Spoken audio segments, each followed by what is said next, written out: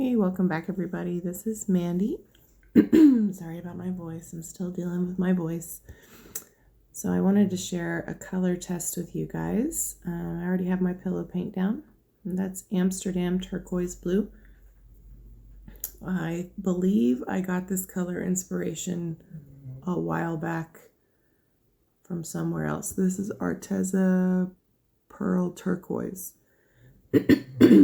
And I want to say I got it from a picture that Lisa Marvin posted. So thanks, Lisa, for all of your color inspiration. And that is Interference Gold, my Colourarte. Again, sorry for my voice. And this is Midnight Blue from Matisse. Also, my dog is snoring in the background, so if you hear that, it's not me.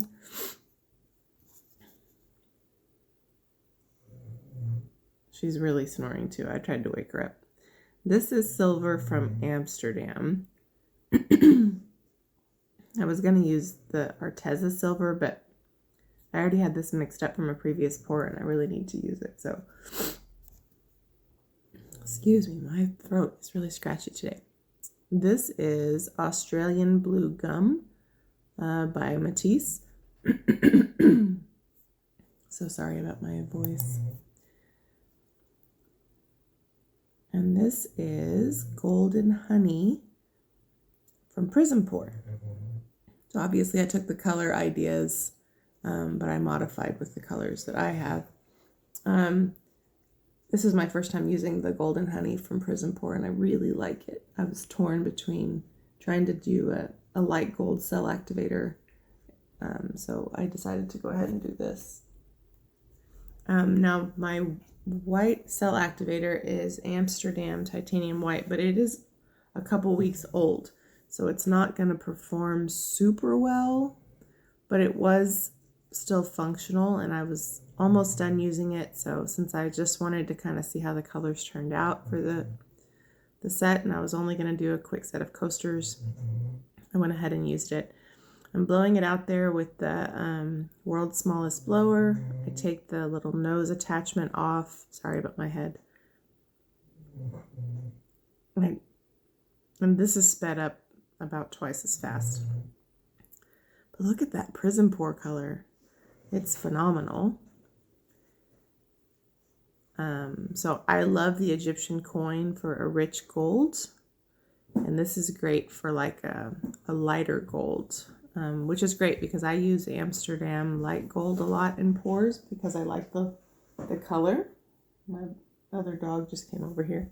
And I really like the way that turned out.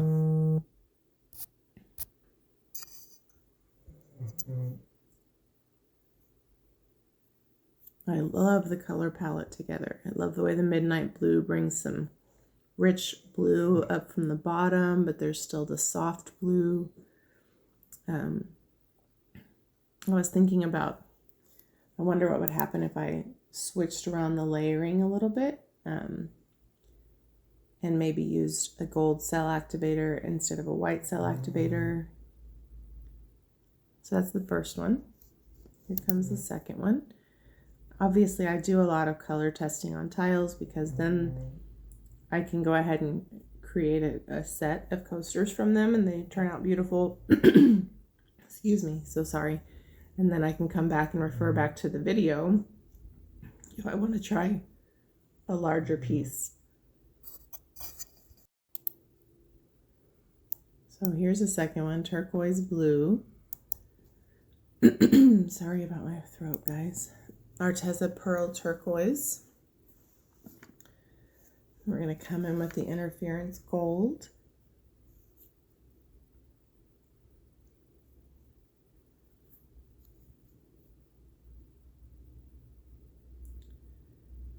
I love Interference Gold so much.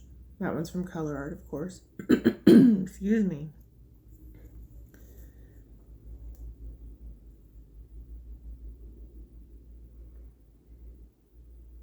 And also I love that you could like omit some of these colors and just or layer them differently and get a completely different result. So that's Midnight Blue from Matisse.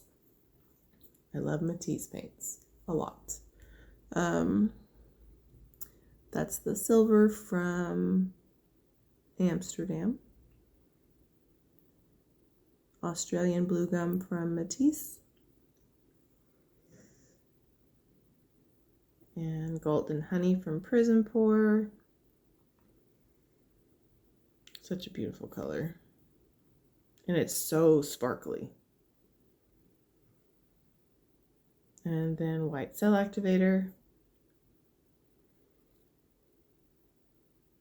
Again, if we were using fresh cell activator, the cells would be a little bit more kind of tightly knit together, which is what I like. And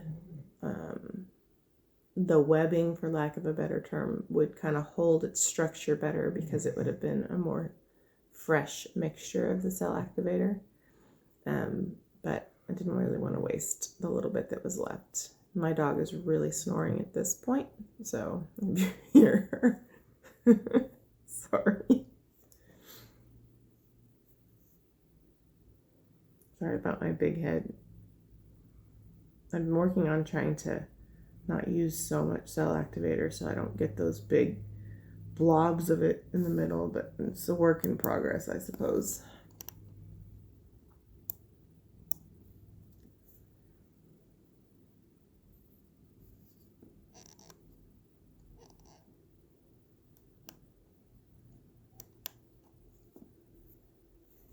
All right, so we're just making sure we spin enough paint off. I hate to sound like a broken record for those of you who watch our channel all the time, but if you leave too much paint on your surface, it will crack. So if you're moving your turner or you're moving your piece and it's still jiggling in the middle like a little bit of jello, you need to keep spinning some off. But you also don't want to just go spin crazy, because then you can kind of spin the crap out of your piece, and but you do want to get enough paint off the surface. So if it's not wobbling and it's not moving when you try to tilt it, you're probably okay. I would say that was one of my most frustrating things when I first started doing blooms, is I was like, what is causing this cracking thing? And it can be one of two things. Well, it can be several things, but the two most common things are your paint's too thick or you left too much paint on. And I've had it crack for both reasons. Sometimes the paint is too thick, so the bottom dries faster. I really think that like the sciencey answer behind it is the same. The bottom dries faster than the top, whether it's because there's too much paint on the top or the paint's too thick. The fundamental problem is the same. The bottom dries faster than the top. That's my theory. I'm no chemist or scientist, but every time you paint with this technique, it is sort of like a science experiment. And I definitely try to help people who are struggling in all of the various pouring groups that I'm in, especially when people have questions about Colourarte, because sometimes I think people think the product they're using is problematic, and it really is more likely to be kind of the chemistry of everything that's happening. So, but that's one of the reasons I want to help people, because if they're using such a fabulous product, like I want them to be able to enjoy it and use it and not like assume that it's the problem, because you can have really amazing blooms with lots of different products. And so, but it's sometimes hard to diagnose what's getting someone the result. So sometimes I'm like, can you show me what you're seeing? Let me see it and let me take a stab at it. And a lot of times it's the paint's too thick, and so it's not gliding, it's not spreading out well. Cells may not be holding their structure for some reason, and that can be so many things. It can be your pouring medium, it can be the type of paint that you're using, it can be your cell activator and how it's reacting. So there are literally so many things. There are some paints that do great as a cell activator and do terrible in your pouring medium, and vice versa. There are some brands of paints that one color might be great and the other one may not be great. Most of the time for cell activators, most of the time Golden Heavy Body and Amsterdam are pretty foolproof.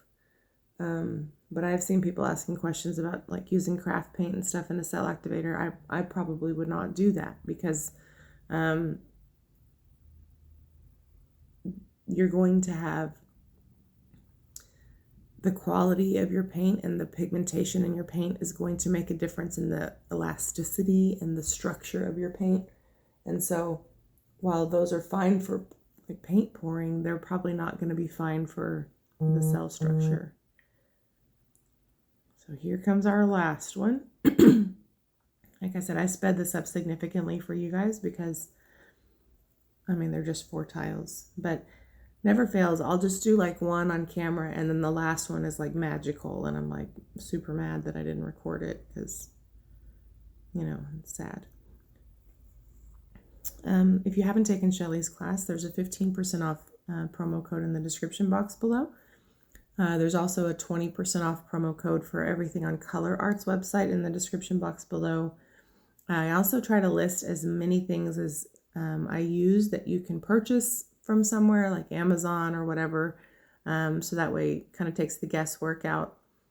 So like right now, I don't think you can get the world's smallest blower, but I do try to include the link. I include usually the Amsterdam paint that I'm using, those kinds of things. Some of these Matisse paints are hard to find on Amazon, but I usually get mine on Blick if you're in the United States. And Australian Floetrol you can get on eBay. I use Australian Floetrol. You probably can make the US Floetrol work. Last year I got tired of trying to do that and I bought Australian Floetrol. A little goes a long way. It lasts a long time. I got mine on eBay, but you can get it from Fluid Art Company. And it's faster and it's about the same price. So you might as well get it faster, not wait 3 months or 2 months or whatever. They're trying to make some of those products available to people. So that's kind of a cool perk. And they have other things on their website too. So I just recently reloaded mine. I'm not out yet, but I didn't want to run out either. So, all right, last but not least, and these will be finished with resin. They will be a coaster set. They'll have cork backing and all that. So if you are interested in them, feel free to message us. Our email's in the description box below. So is our Etsy, and we do have things up in our Etsy shop. But I don't put these in our Etsy shop until they have been resined, sanded, cork backed, and they've, excuse me, been allowed to cure for a reasonable amount of time so that they don't get, you know, marked up in shipping and all that stuff. So this was my favorite one, of course, the last one always is.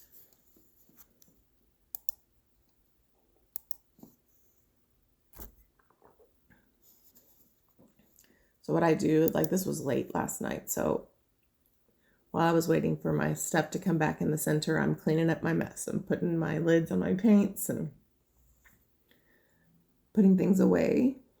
And so I usually let these dry a couple days before I resin them. It depends on if I have time to resin. I'm way behind on resining, but I know some people wait a really long time. I just wait till they're dry. I've never had any issues. It's like I wait till they're dry and then I wait one more day. But sometimes I have tables worth of stuff that needs to be resined. Like right now I do. I've been doing a lot of color tests, so I have probably, I don't know, 5 or 6 sets that need to be resined.